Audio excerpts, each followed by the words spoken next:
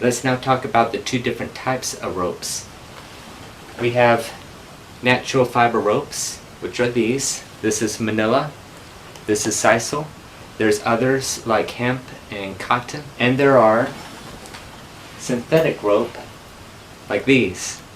And we're going to be talking about the difference between the two and the advantages and disadvantages in each. And whether you have natural fiber ropes or synthetic fiber ropes, we've got to learn how to care for them properly, and we will talk about that as well. Here are natural fiber ropes up close, and as you can see, they are a little prickly to work with, but these have their advantages. I want to take a moment and explain something extra between twisted and braided.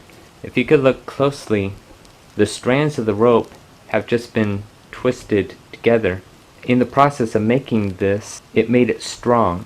This one, on the other hand, is braided, as you could see that the strands of this one is interwoven meticulously.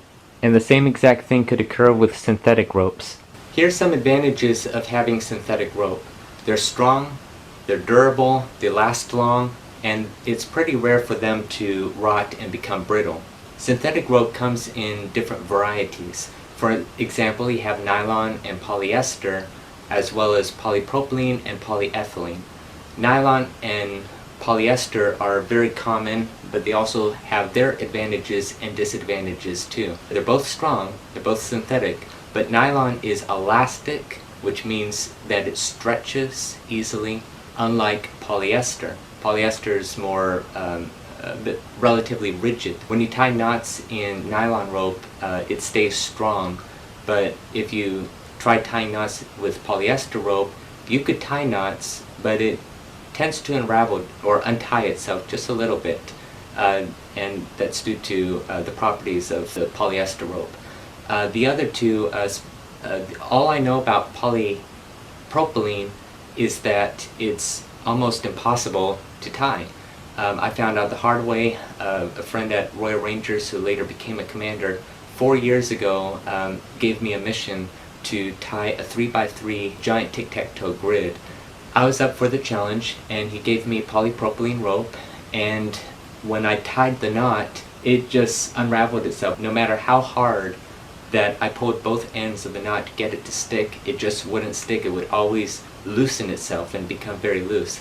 So needless to say, the next two tic-tac-toe grids that I made, I used a different, easier rope. And let me say this, nylon is about 4 to 5 times stronger than natural fiber ropes. But let's think about this. If nylon is elastic and stretches easily, it could perhaps be good for things like towing. But if polyester isn't elastic like nylon and is more rigid, relatively speaking, then it's good for tying down loads and to trust that rope over nylon. Nylon also isn't good in wet conditions versus polyester. So if you're working in marine conditions or conditions around water, then polyester is the better choice. Here's some disadvantages of synthetic rope. You don't want to expose these to very, very extreme high temperatures, because that would destroy the rope. You also don't want to put them out under the sun for too long because of the ultraviolet radiation from the sun. So these are very vulnerable to high temperatures. Plus, the surface of synthetic ropes are relatively smooth compared to natural fiber ropes. So because of the smoothness and less friction with synthetic ropes, knots may tend to slip. Now let's collectively talk about natural fiber ropes. These could get quite prickly, so it's probably recommended that you wear gloves when using certain natural fiber ropes. Not all of them are prickly.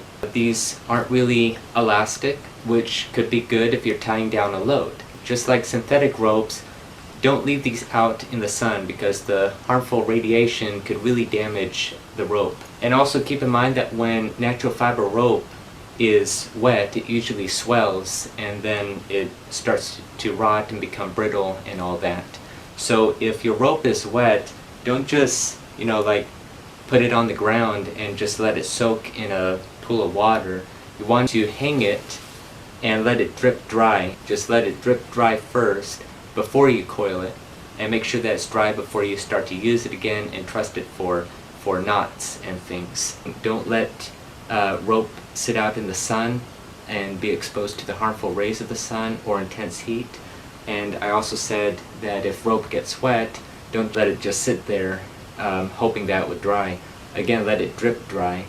If you have any knots in the rope, make sure that you always unravel the knots before storage. There are also special products out there that will help you clean ropes the safe way, but make sure that it's completely dry before you either coil it for storage or use it again to build knots. This should go without saying, but don't step on the rope because that will damage it. Before we move on, the advantages and disadvantages to both a natural fiber and synthetic rope, as well as the care for the rope. What I've given you is just, a list of some of the things. It's not all inclusive, and you could further research more ways to properly care for a rope, and more ways if you're choosing what type of rope that you want. There's more to it than what I just said.